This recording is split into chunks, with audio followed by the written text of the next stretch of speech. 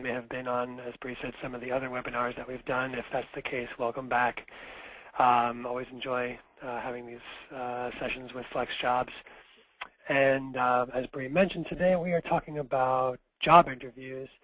And what I'd like to try to make happen in this session is to give you a little bit of a deeper and maybe different perspective from the interviewer's point of view.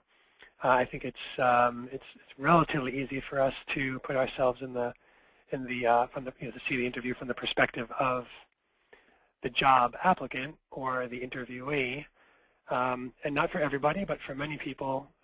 When you put yourself in that position, you start to feel a little nervous, start to feel a little anxious, start to feel like you need to perform when you picture yourself in an interview.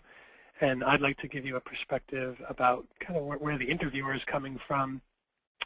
So you'll see that it's actually not all about you. It is largely about the interviewer, and we're going to see what's going on in their mind and see how that might actually impact how you interview. So let's start off talking about what a job interview is. It's a lot like a first date in the sense that both you and the interviewer are needing to impress one another. It's not all about you coming into the company or organization and having to put on a happy face and having to having the spotlight shine entirely on you. It's actually critical, and we'll talk about why. It's critical for the interviewer to also make a good impression on you. The interviewer has, you have a job as the interviewee. You need to, demonstrate why you're the right candidate for the job, and the interviewer likewise has to demonstrate why their organization is a good fit for you. In a soft job market where there are more people looking for work than there are jobs, where unemployment is high, it certainly feels like, and to some degree it is the case, that there's a little bit more of a spotlight on the job seeker, on the interviewee. But it's important for you to overcome the idea that this is all about you impressing them and not the other way around. It's a two-way exchange of information. What an interview is not, it's not an opportunity for the employer to pick apart the interviewee. There are job interviews that seem to go that way, that seem to feel that way.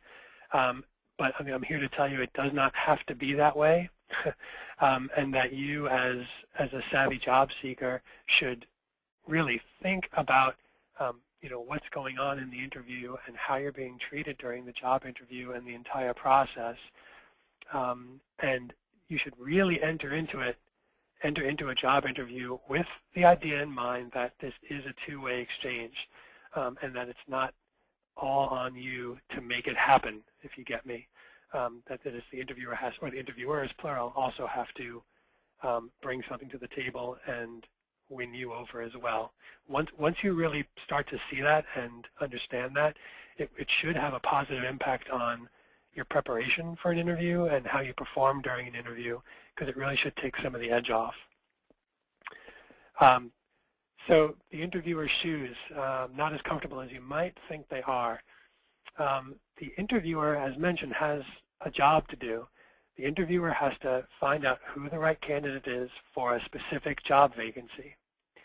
Not only do they have to figure that out through the interview process, but then they have to take your resume and cover letter and your portfolio or background materials and everything that they've learned about you during, let's say, a first-round interview. They have to bring that to their supervisor and or to human resources and say, they have to champion you. They have to say, this is someone I can get behind, who I can explain to other people at my organization why they're the right person for this job.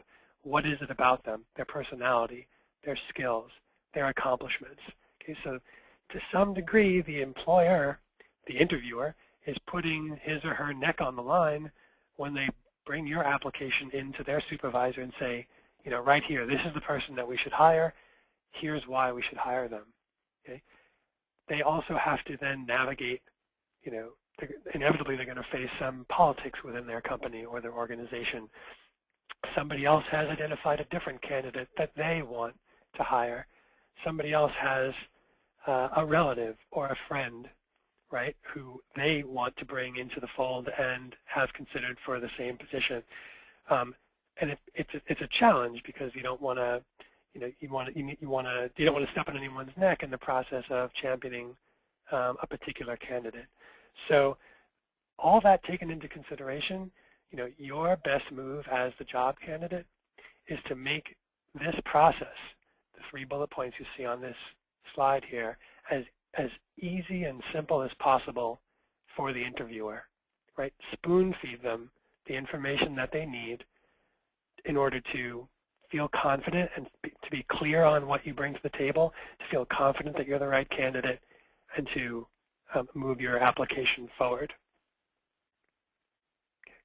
So now we're going to talk a little bit about the different stages of interviewing. We're going to look at before the interview, then during or at the interview, and after the interview. We're going to break it down that way and talk about a few things you want to do and a few things you want to keep in mind. I'm going to try to point out a couple of things to you that, in my experience working with candidates, I'm going to try to give you a couple of strategies that are different than what you may be used to seeing, and I'll explain why. So expectations before the interview, these are expectations of the employer, okay, that you are going to respond quickly and professionally when they reach out to schedule an interview with you, or if they receive your application and they need additional information from you in order to assess your candidacy, in order to judge your candidacy and decide if they actually want to bring you in for an interview. They may send you an email and say, hey, could you also send us a couple of referrals, or could you also send us a recommendation letter, or could you, send in a sample of your work, and you need to turn that around quickly and professionally. There may be someone in the organization who calls you to get a little bit of additional information. You need to, you should try to be available for those calls, so actually pick up the phone when they dial. But if they leave a message, you need to respond quickly and professionally. Something else that many job seekers, people applying to jobs fail to do, is to be, professional and courteous on those initial calls. They realize that they're getting a call from someone who's junior in human resources. People have a lot of pre-established opinions about, how do I get past human resources? How do I just get done with them and get to the hiring manager, get to the line manager who can actually make the decision? And with that in mind and with that attitude, they end up sometimes not being as polite as they should be to the initial contact person at the company they're applying to, and that can certainly come back to haunt you. So I think it is an expectation of the employer that you act professionally from the first moment. You need to complete all applications and forms and whatever is being asked of you with completely. You need to complete these forms, but also do it with minimal to do. Requiring minimal assistance. You don't want to ask too many questions about process, about what's going to happen next. If they give you something that's kind of detailed, you might need to read it once or twice, 3 times even before you understand what's being asked of you, as opposed to turning around and right away asking for clarification. Now, of course, you should ask for clarification if you can't figure it out, but if you think about it from the employer's perspective, they're looking to hire someone who is likely somewhat of a self-starter, someone who can learn things on the fly, someone who can read technical documents and make sense of them. So here's your first, the interview kind of starts before the interview, right? This is your first opportunity to actually show them that you have some of those soft skills and can make it happen. So, and then, what I would mention is, we often see on, oftentimes on a resume, a job applicant will write those things on their resume. I'm a self-starter, and better than write it on your resume is actually prove it during this pre-interview process. Okay, and yes, of course, you should expect the same in return. So, I mentioned the interview starts sort of before the interview officially starts, and again, that also goes in both directions, okay?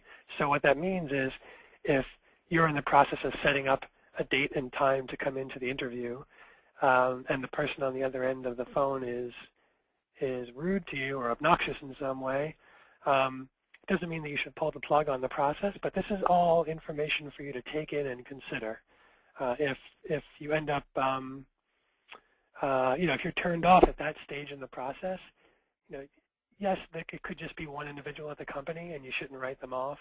But it is something to kind of log in the back of your head, and then see how things go during the rest of the process. Because a really strong company is going to put forth going to put their best foot forward as well, right from the beginning, which means they're going to make sure that the person whose job it is to administer your interview and set things up is going to also treat you properly. Okay, now we're talking about at the interview, and we're going to spend the majority of our time in this webinar here. Expectations. The idea when you come into a job interview is that you are focused first and foremost. And I think this is a really important point to make for the FlexJobs community, only because Resume Dealing works with a lot of FlexJobs members and community members on their resumes and their documents and on preparing for interviews.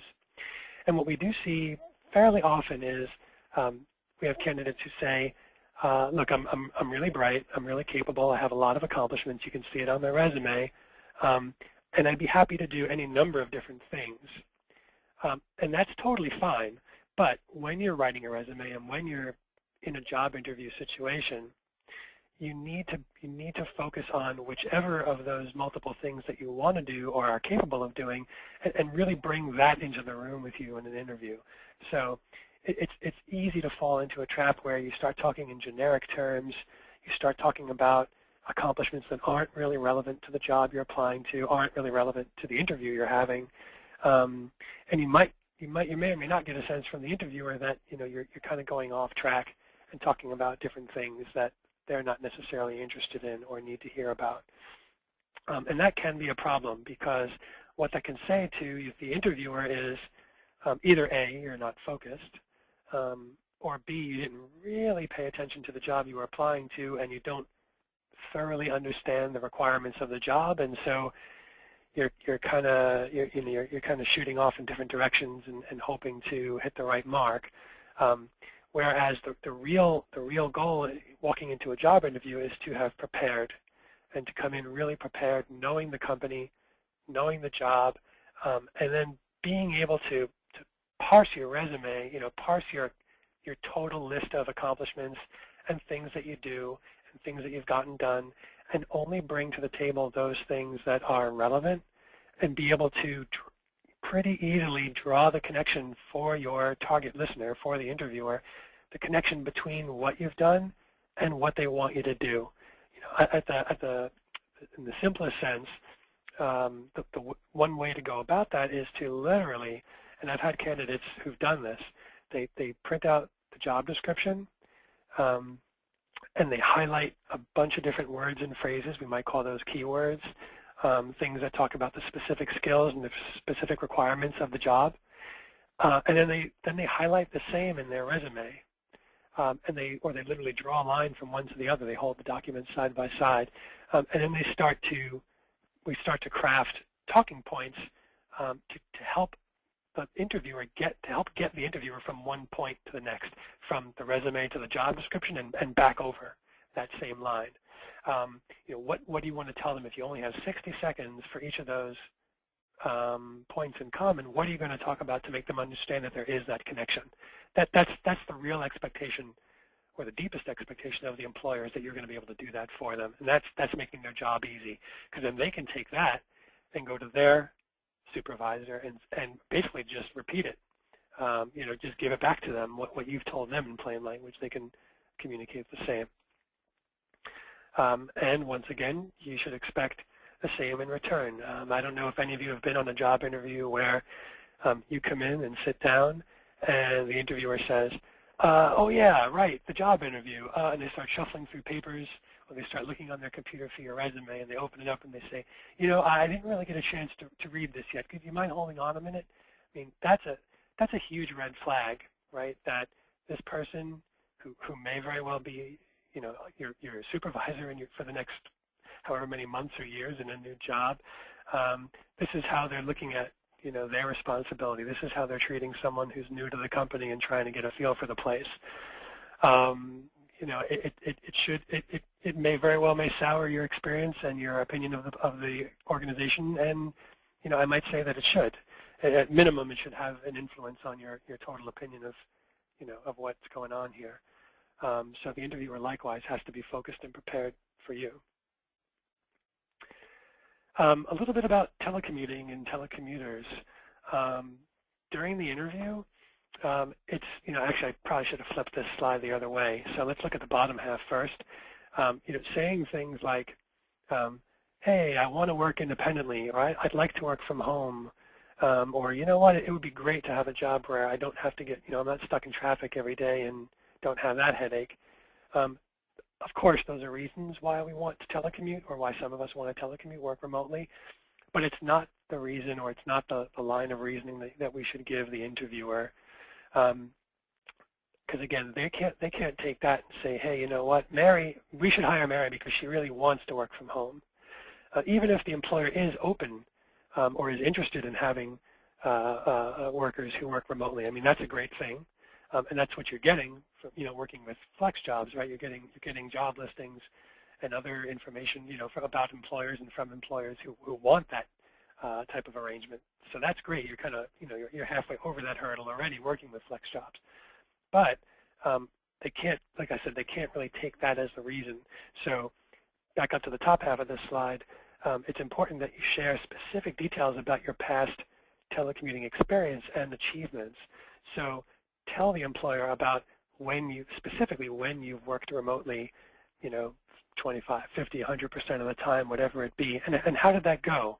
You know, what were you able to accomplish working remotely? And in some cases, you might even be able to tell them things you accomplished working remotely that you would not have been able to accomplish had you been coming into the office every day, either because you would have wasted the commute time, or because you wouldn't have had the opportunity to get on an early morning call with someone in a different time zone, you know, so on and so forth. You may have managed a team that worked remotely. That's also a type of remote working / telecommute, you know, well, let's call it remote working experience, right, if you have a team that is telecommuting. So these are the specific examples that you should be giving and talking to, because that's going to make them say, okay, this person can work remotely. They can telecommute. It's not just they want to do it. They actually have done it before, and if I hire them, I'm confident that they're going to do it again, be able to do it again. Okay. Here we're going to talk about, we're going to do a little bit of like reading between the lines here. What I'm talking about here is getting at the real question that's being asked of you.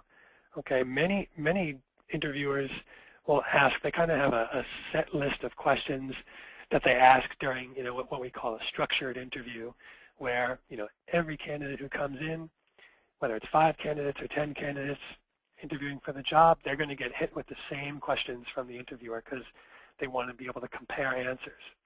And a lot of the questions kind of look like the few I've chosen here on this slide. You know, tell me about yourself. That's the first one. It's such a common question. You know, it opens up. You know, in all honesty, tell me about yourself is a question that interviewers will often ask when they're not fully prepared for the interview, because it's easy to ask. It's simple. It's not directive, and it lets you know you can go off in any tangent that you want to, and it's what I call a gimme question, because it's up to you to kind of realize what's the real question being asked of me when they say, tell me about yourself. It's not tell me all about yourself. It's not tell me anything you want to tell me about yourself. It's take the next minute or so, maybe 90 seconds, and tell me those things about yourself that are going to make me realize that you know you've done a number of things in your past that have brought you to this point. Tell me about the work you've done. Tell me about a couple of things you've accomplished. Tell me about the environment where you've worked that's similar to what you'd be doing if I were to hire you for this job. Okay, that's what tell me about yourself really means.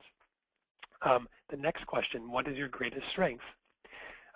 It's another fairly open-ended question, and it's actually not that far different from tell me about yourself, because here it's not just tell me, the answer to what is your greatest strength, shouldn't be simply, well, I'm a great writer. That's my greatest strength is writing, period.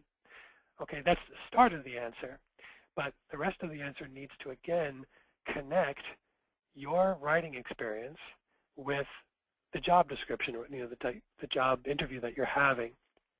So, for example, my greatest strength is it's probably going to be writing, and I say that because I've worked in a number of different organizations in the marketing department of a number of different organizations where I've written all different types of collateral. I've written brochures and website copy and intranet copy and social media campaigns, and my campaigns have been successful. And you might give some data at that point. At my last job, we through our Facebook campaign and all the social media posting that I did, I was able to increase likes from X to Y, and I was able to, we had this many more readers on our blog and so on, and so give some detail as connecting what you've done, and kind of hit them over the head early with some of the specifics of the things you've done when you're describing your greatest strength.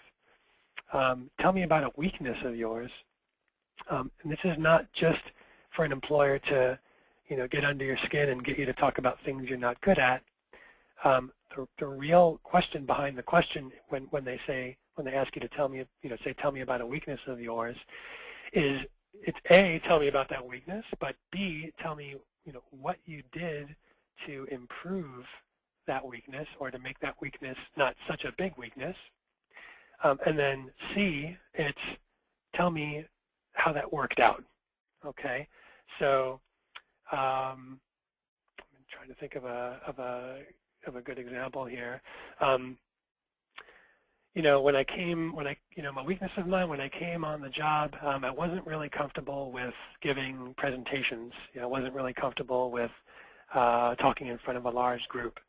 So what I did to overcome that, I sat down with my supervisor and we made out a plan. My supervisor, she got me involved working with a couple of different committees, some of which were work-related, some of which were kind of outside of work, like party planning, and I specifically took on roles within these different committees where it sort of nudged me or forced me to do some public speaking that was outside of my immediate job responsibility. And it was such that I was able to take time to plan my speaking, so it wasn't all on the spot. And through that practicing, I became a better public speaker and became more comfortable with it. And now I am, I'm again working with my supervisor. I've taken on some official work responsibilities where, I'm having to meet with clients and present to clients, and I am doing that with a colleague, and so we're kind of co-presenting, and I'm learning from him, and so I'm becoming a better public speaker and adding more to the company in that regard. So that's an example, just off the top of my head here, about how do we answer the question, tell me about a weakness of yours. The next question, why are you interested in full-time employment or freelance work? This is a question that should come up often for FlexJobs members, because oftentimes on your resumes, as we've seen, you have some full-time work, some freelance work. This question will often come up if you've had a lot of freelance work over the last couple of years, and now you're applying for something full-time, or vice versa. You've had a lot of full-time work, and now you're trying to get into something freelance. So the question comes up, why?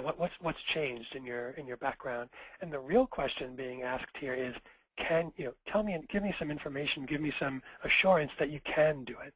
Okay, so you might need to kind of reinterpret the freelance work you've done in recent years and explain why you're going to be able to take that experience and now do a full-time job.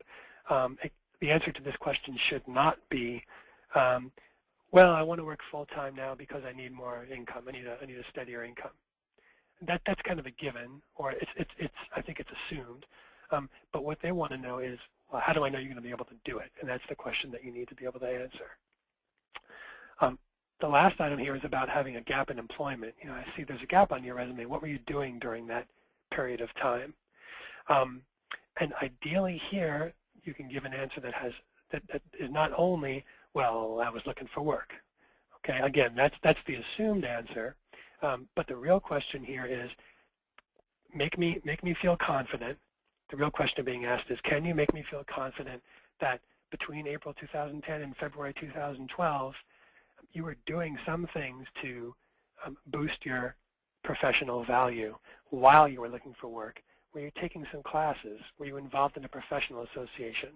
Were you doing any volunteer work that might have been related to the type of, you know, your line of work, anything career related? Did you take any, did you learn any new software?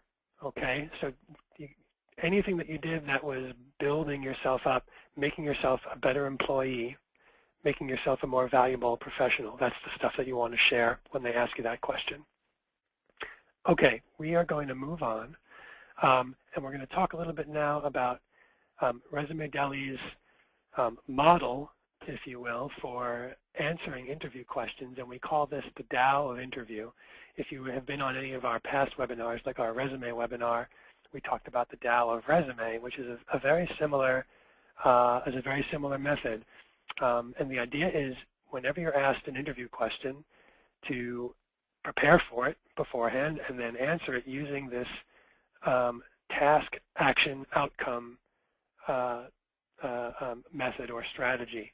And we're going to take a look at an example here of what we're talking about. So if the interviewer asks you a question like, so I see here on your resume you were a marketing manager at company X. Tell me about that. That's a very typical interview question, very open-ended. Your job is to use the Tao, which is task and action and outcome. Make sure that you hit on all of those points when you provide your answer. So tell me about your job as a marketing manager. Well, when I took over as marketing manager, interest in the product, the service, etc., was low. We had only a couple of hundred members, and it was my job to increase participation. So what did I do? After reassessing our target market, I decided to organize an online membership benefits fair. I hired a content development staff and a web designer. I recruited industry leaders to be guest speakers, and I made sure to publicize the events through a number of different channels, including public relations, our website, and our Facebook and Twitter accounts. And you know, wouldn't you know, we had more than 2,000 prospects attend the fair. That was 400 more than we had anticipated. And a year later, we've gained a better reputation. We're well known in this region, and we have a healthy membership of 3,000, and we've been growing at a rate of 10% each quarter. You know, this is largely a result of the work I did as marketing manager. This is just one example of how we might go about answering a question like that. Task, action, and outcome. It doesn't have to be in this order, by the way. You know, you can mix and match depending on what you think the interviewer most wants to hear. An answer to, you know, tell me about your job as marketing manager could easily start off with, you know, the action. You know, like when I came on board, the first thing I did was I reassessed our target market and figured out that, wow, interest was really low, and we need to organize an online membership benefits fair. And kind of take it, you know, so you can turn this around, and you should turn it around and mix it, you know, change the order of the task, action, outcome depending on which component you think is going to be most impressive and get the most attention. Okay. Toward the end, well, I would say this, toward the end of the interview, but if things are going really well, it's actually happening throughout the interview, you're going to get a chance to ask questions. It's also just par for the course. The interviewer with just a couple of minutes left in the interview will ask you, do you have any questions that you want to ask me? And you need to be prepared with some really insightful questions. I would say your best bet is to prepare beforehand a good 10 questions. Not that you're going to be asking all 10 at that juncture in the interview, but a couple of things might happen during the course of the interview. As I said, if things are going well, it may turn into more of a conversation between you and the interviewer, and it'll give you an opportunity to ask some of your questions in context during the natural sort of progression of the interview. As topics come up, you'll ask a related question. So those questions are getting, marked off or, crossed off your mental list of questions you want to ask. You're not going to ask them again at the end of the interview. Likewise, you might learn things throughout the interview that make you no longer need to or want to ask a particular question, yet when the end of the interview comes and the interviewer inevitably asks you, well, what questions do you have remaining, you do want to have something to ask, which is why I say have at least 10 on your plate. So at that point, you're going to ask specific questions about the organization, its direction, what's their plans for the next 6 months, so what are their goals, what's your, more details about what your role is going to be like. I would not ask questions that you could have answered through doing some fairly generic research, like looking on the company's website or looking on their LinkedIn page or reading a couple of their press releases. Like that's low-hanging fruit. That's research that a smart interviewer is going to expect that you've done already walking into the room.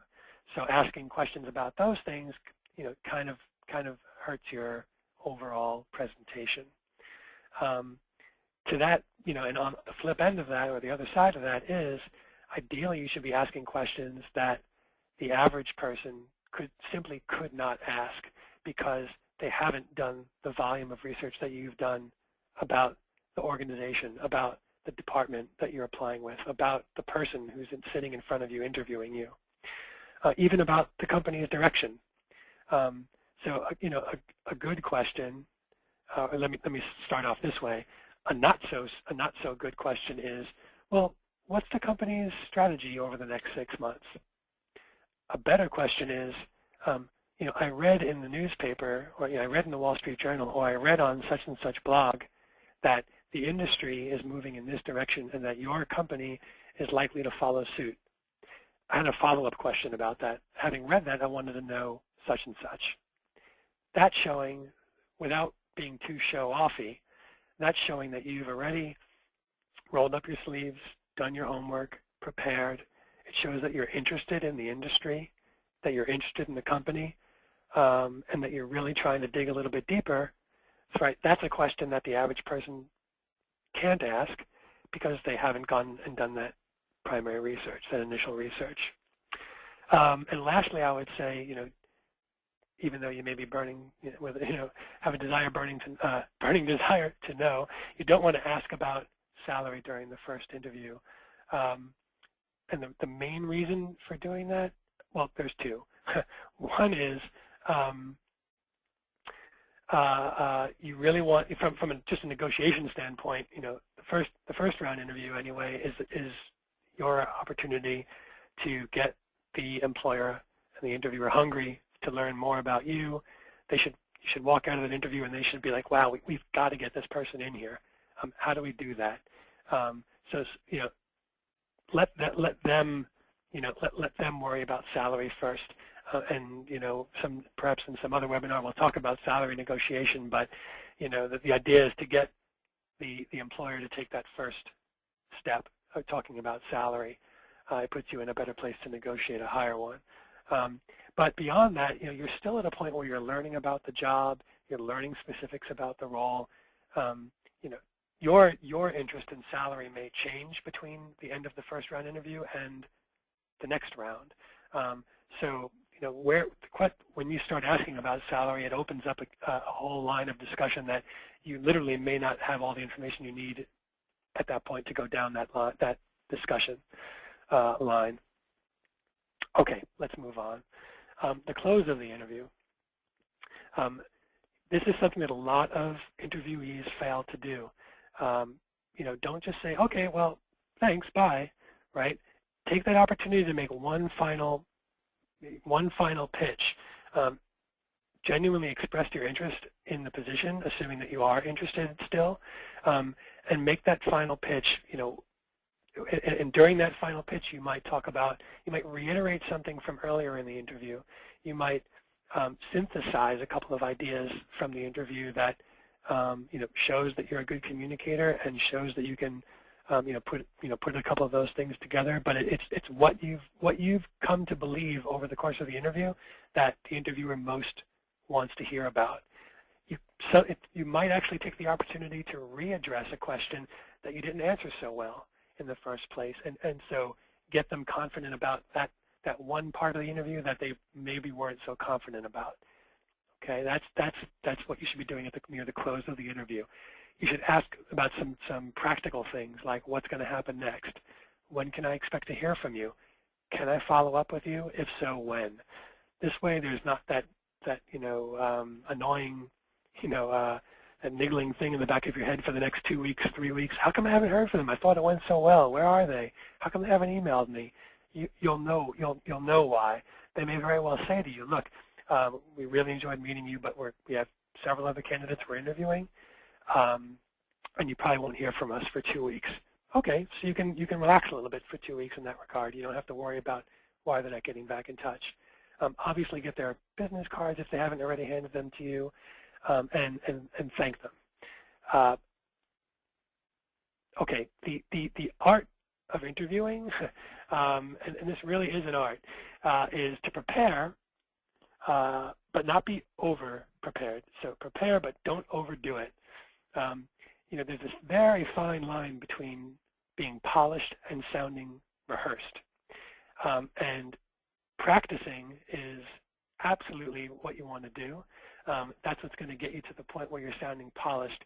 What you don't want to do in 99% of cases is practice by reading answers off of a script. Don't write it all out. The more you practice the verbal script, the better it's going to get, the sharper it's going to get. It's highly doubtful that it's going to start sounding rehearsed if you're working off of your mental notes. It's okay to have a couple of words jotted down, like an outline for yourself as you begin preparations, but as you progress, even let that paperwork, even put that outline away and just work from your mental, from your memory. When you read off of a paper, it's really hard to get the sound of your words and your phrasing and how you present things sounding like you're not already reading, like you're not constantly reading off of a mental cheat sheet. Don't be overly concerned with giving the right answer. Okay, give a genuine answer. Give an answer that reflects, kind of who you really are and what you really want. And I would say, dare, oftentimes interviewees ask, candidates ask us, well, how long should my interview questions be? And the answer is, it varies greatly depending on the question, but don't be afraid to answer a couple of questions, really, really simply and to the point. Are you willing to come into the office 2 days a week? I see that you've applied for this job. We posted it on FlexJobs. I just want to make sure, are you okay to come into the office 2 days a week? It's going to involve a little bit of a commute. Yes, that's absolutely no problem. 2 days a week is no problem. I'll be there. Done, right? Not every question has to be drawn out. Yeah, it's fine. I worked at my last job. I came in 3 days a week, and that was also okay. And I've already figured out the commute, and it can be too much, right? In many cases, showing that you can give that really straightforward answer and be done is another type of communication skill, and you need to be kind of smart and savvy and figure out when is it the right time to do that. After the interview, this is crucial stuff. Okay, take notes and follow up right away. You might have an interview where you're with the employer for 2 or 3 hours. You've met with 5 different people. It's amazing how quickly the information can get jumbled up in your head. Go sit down in a coffee shop nearby right away and take some notes. What happened in each interview? What did you talk about? What were your strong points? What were your weak points in each of those interviews? What was the, did this person have a sense of humor? Did this person not have a sense of humor? What are some of the personal things you might have learned about the interviewer? take down all those notes. It can come in super handy down the road in second and third round interviews. Stay in pursuit, right? Take notes for yourself. If they've asked you to follow up, to send them some information. Sometimes they might say, look, what I'd like you to do is I'd like you to arrange your next interview. I want you to call up this person or send them an email and schedule a time to see them next week. Obviously, you need to follow up and do these things right away. Within 24 hours of that interview, you should write a detailed thank you note to each person, not just thanks for seeing me, it was great to meet you, done. It needs to be, your thank you note should refer to specific things you talked about during the interview. Reflect back on them, kind of like I talked about doing at the close of the interview. Offer some deeper reflection. A paragraph in the thank you letter might start off, on my train ride home, I gave more thought about the topic we were talking about, topic X, and on second thought, or and in addition to what I talked about during the interview, I wanted to share something else with you. Here it is. That's something that very few candidates do. You really give them a thank you note that's well written and detailed and shows that you're still thinking and still interested. It conveys a ton of interest in the position. You might also, again, take the opportunity to re-answer a question that you might have slipped up on a little bit during the interview. Right after an interview is a great time to take your own pulse. How are you feeling? What did you see? Did they treat you nicely? Did you see people getting yelled at in the hallways? Did you see people sulking around, or did they have some energy in how they were talking to you and moving about the offices? This is all really important stuff as you're deciding whether or not you want to work somewhere. Okay, and I would ask you to keep in mind, interviewing, it is a process, especially if you haven't interviewed in a while. You're likely going to get some rejection. Really try to not have a chip on your shoulder. Try to learn from every opportunity, every interview. Don't burn bridges. It's not an unusual thing to not get a job offer, but to actually still develop a relationship with the interviewer. This takes us into a different topic, which is networking, but it's an amazing thing to do to turn a failed job interview into a new contact. But there is a strategy for doing that. And then practice interviews. It's a great idea to practice. I would invite everyone to consider working with us at Resume Deli. Well, first of all, take a look at our blog. We have a number of different posts about interviewing. But we also offer a pretty intense mock interview service, which includes 2 90-minute sessions of interviews. We do 45-minute interview followed by 45 minutes of feedback. There's 2 of those. It's progressive, so one builds on top of the other. And what our clients typically do is they send us their target job description ahead of time, and we do total role play. So we build an interview around that job description, and 9 out of 10 times our clients tell us, wow, that was really, really difficult and annoying, but you got me prepared for the interview because your interview was much more difficult than the one I actually had. So I wanted to bring that to your attention. There's information about it up on our website, and as you can see at the bottom of this slide, everyone on today's webinar, if you decide to work with us, will save 10% this month if you use the coupon code WEBINAR. And if you're a FlexJobs member, you'll always save 20% with us when you use the coupon code FlexJobs. So that's the meat of the webinar, and now we're going to go over to questions.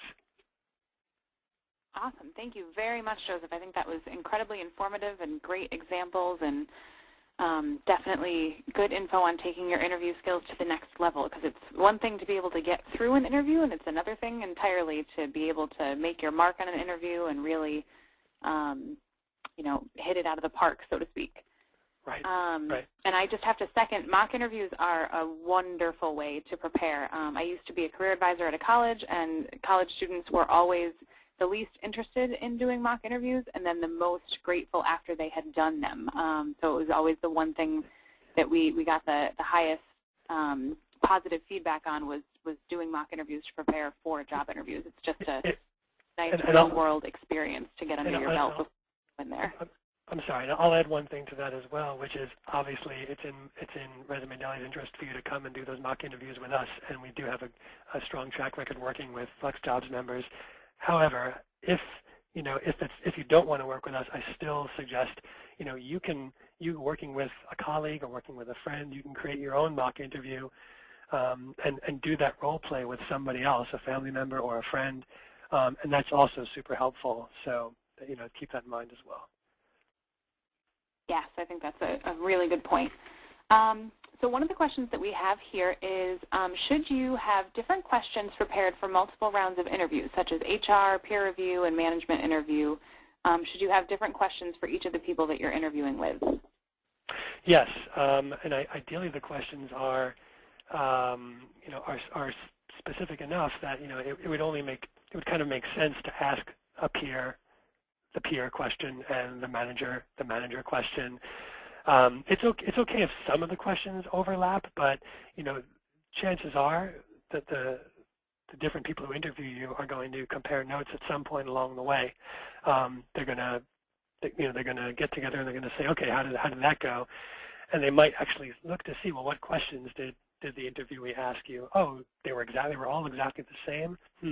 Or the interviewee sent in the exact same thank you letter to everybody.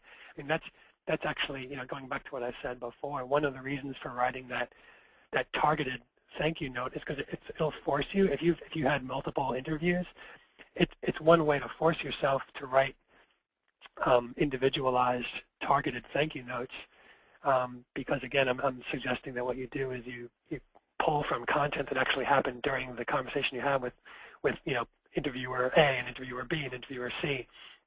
So it can't be all the same. And that can earn you major points. So yes, for the same way, like mixing up the questions, not just for the sake of mixing them up. Like I'm saying, you really want to make them targeted for the person you're talking to. Great, thank you very much.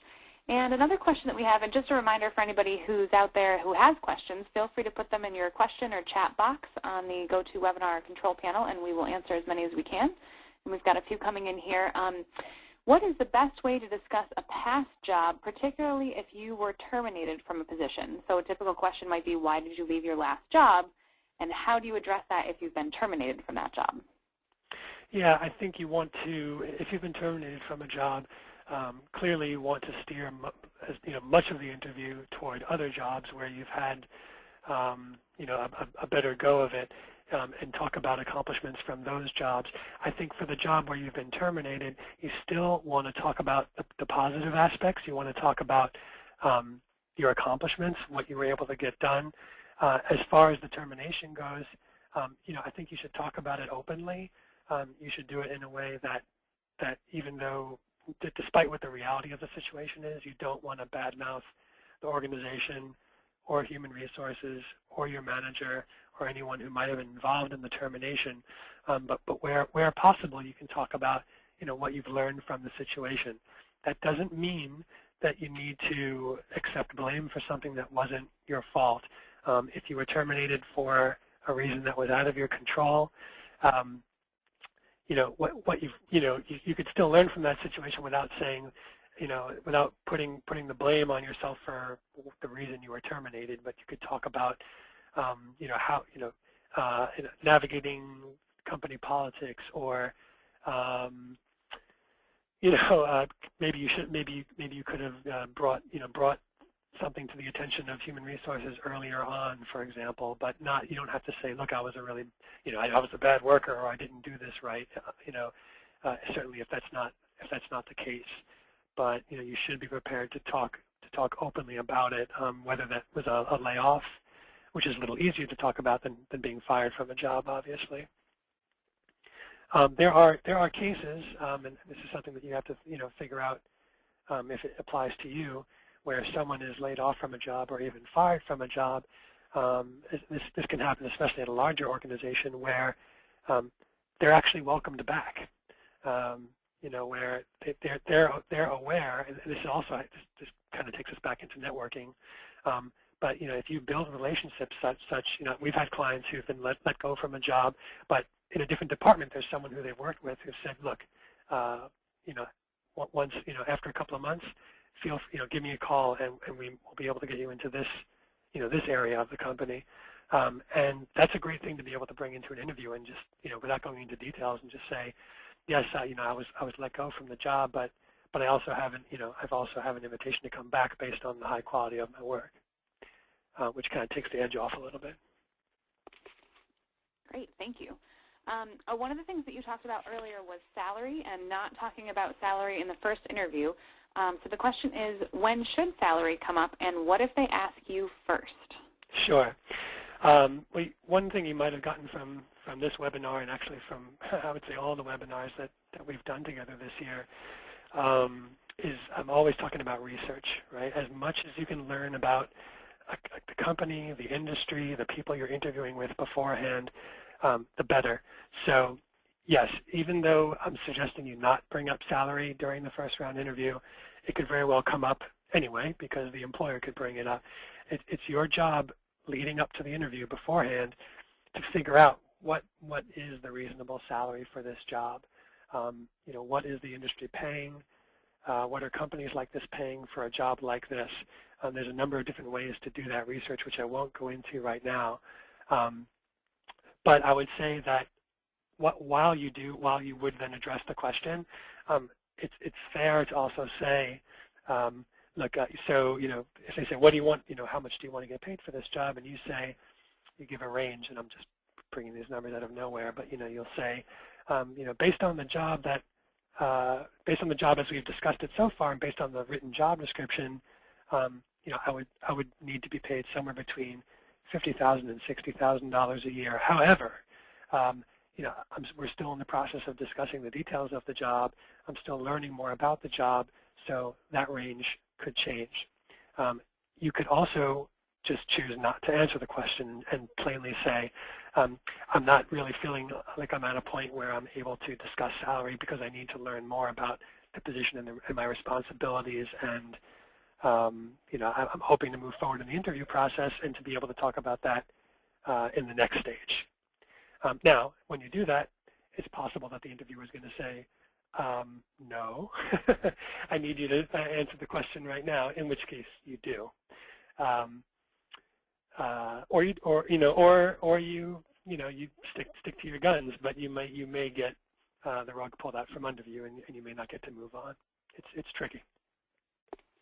Yeah, that's one of those eternal questions I think about yeah. interviewing. Well, because and I'll say one other thing, and then we can move on to the next question, which is just, a lot of this comes down to you need to decide what's most important to you.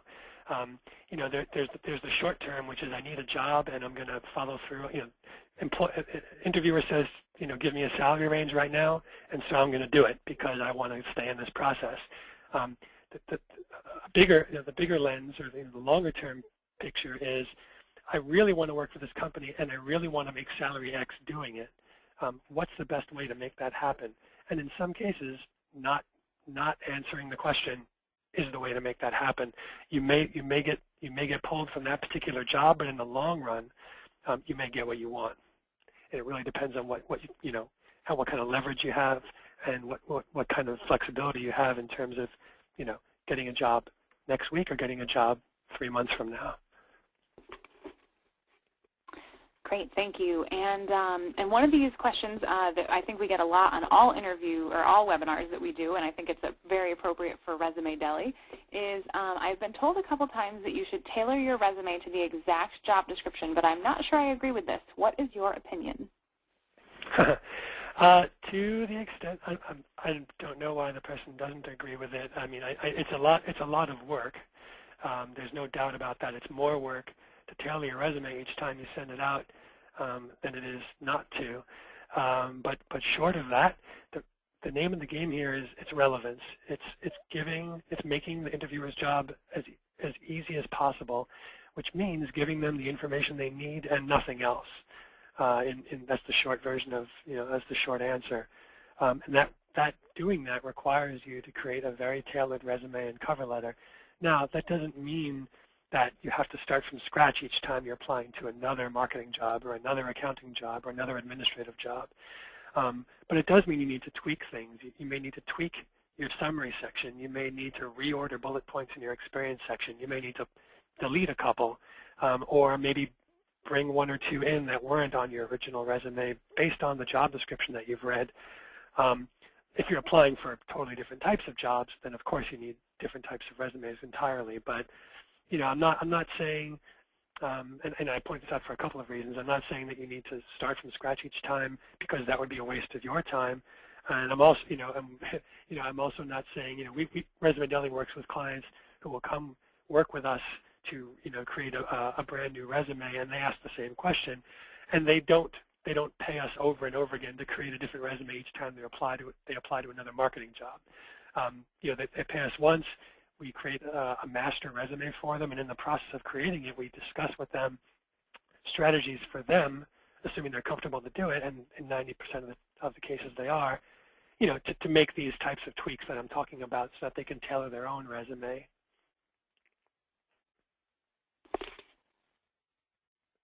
All right. Are you still there, Joseph? I am, yeah. Good. Okay. I wasn't sure. Somebody said the audio went out. Is that an abrupt end to my answer? So let's see. We have another question back to interviewing. What about when you're interviewing before a panel, say 3 or 4 interviewers? What is the panel actually looking for? Is it the same as if you're interviewing in front of one person? Is it a psychological ploy the person wants to know? What's the difference? Why do people use panels to interview? There's a number of reasons why they might use panels. One is to save time. To save you time, not having to meet with everyone individually. I think there's definitely the component of they want to see how you can interact with a group as opposed to one-on-one, and that's probably in most cases that's what's going on there. They want to see what your body language is like, what your eye contact is like, whether you're able to to hold court, as they say, and be a presence in the room, or whether you kind of get swallowed up by 3 or 4 interviews. And depending on the type of job you're applying for, it becomes maybe more or less important for you to be able to be persuasive in that group format. Certainly, if you're applying for any kind of sales, marketing, account management type of work, lots of different jobs require one to be able to talk, to present to a small group and have that kind of interaction. So, I think that's largely what it's about. And it also requires, what I talked about earlier about, after the interview, going to a coffee shop and taking notes so that you don't confuse conversations you've had with multiple people. It becomes it's a different type of exercise and a little bit more challenging, some would say, to kind of keep that all straight when you're in the room with 3 people at the same time, because then you have to walk out and pick that apart. Because again, you're going to write, well, actually, here's the follow-up question to this one is, do I write thank you notes to all of those people, or do I write thank you notes just to if there was a head person, right, the committee chair? And my recommendation is to write a note to each of them. There will be some overlap in that case in the panel interview, but again, you could still, if you're really paying attention, you could still draft at least part of those thank you notes. Make them custom built for each person you interviewed with in that panel. I'm so glad you covered that, because that was another question, and I wasn't sure we'd have time to get to the answer, so that was perfect. I knew it. Well, it looks like we have arrived at the top of the hour, so it's time to say goodbye to this webinar. But Joseph, thank you so much for this wonderful information. Thank you. Yeah, thank you very much. And for more information, obviously, people can go to resumedeli.com or flexjobs.com. The webinar is being recorded, so we're going to send out an email tomorrow, just a follow-up email to everybody with the link to the recording, so you can re-review it and make sure that you got all the good information. And I wish everybody the best of luck in your job interviews and job search. And thanks again, Joseph. Okay, thank you again. Take care, everybody. Thanks. Bye-bye.